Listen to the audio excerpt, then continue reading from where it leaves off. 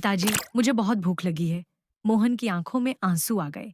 को सीने से लगाया। बेटी, भगवान कृष्ण पर भरोसा रखो, वो हमें कभी अकेला नहीं छोड़ेंगे। अगली सुबह मोहन खाली पेट खेत की तरफ चला गया। तेज धूप थी, सूखी जमीन थी, लेकिन फिर भी वो मेहनत करता रहा।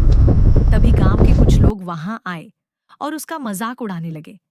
अरे मोहन, तेरा कृष्ण अब तक मदद करने नहीं आया? भगवान नहीं, पैसे काम आते हैं।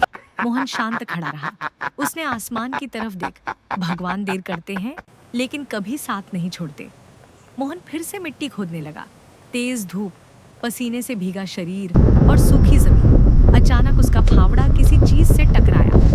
थक मोहन ने जल्दी जल्दी मिट्टी हटाई। वहां एक पुराना घड़ा दबा हुआ था। उसके हाथ कांपने लगे। हे कृष्ण, क्या ये आपका चमत्कार है? मोहन ने घड़ा खोला, लेकिन अंदर सोना नहीं था, सिर्फ कुछ पुराने बीज थे। मोहन की आंखों में निराशा भर गई। मैंने सोचा था भगवान मेरी गरीबी दूर करेंगे, लेकिन ये तो सिर्फ बीज है। उस रात मोहन दुखी होकर सो गया। तभी अचानक उसके सपने में तेज रोशनी फैल गई। भगवान कृष्ण उसके सामने खड़े थे, हाथ में बांसुरी, चेहरे पर प्यारी मुस्कान। मोहन, अगर मैं तुम्हें सोना देता तो तुम कुछ समय के लिए अमीर बन जाते, लेकिन मैं तुम्हें मेहनत का ऐसा रास्ता देना चाहता हूँ जो तुम्हारी पूरी जिंदगी बदल दे। इन बीजों पर भरोसा करो। मोहन की आंखों से आंसू बहने लगे। प्रभु, मैं पूरी मेहनत करूंगा। अगली सुबह मोहन नई उम्मीद के साथ उठा।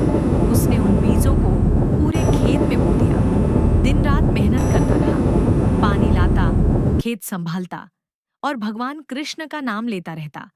लेकिन गांव वाले फिर भी उसका मजाक उड़ाते थे।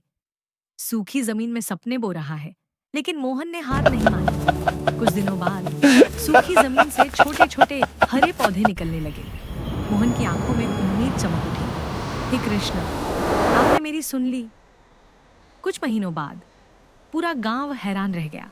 मोहन के खेत में सबसे हरी और सुंदर फसल उगी थी। वो बीज बहुत दुर्लभ थे। मोहन की फसल शहर में बहुत महंगे दामों में बिकी। अब उसके घर में खुशियां थीं। उसकी बेटी दौड़ते हुए उसके पास आई। पिताजी, कृष्ण जी ने हमारी सुन ली। मोहन की आंखें भर आई। उसने आसमान की तरफ देखकर हाथ जोड़ा।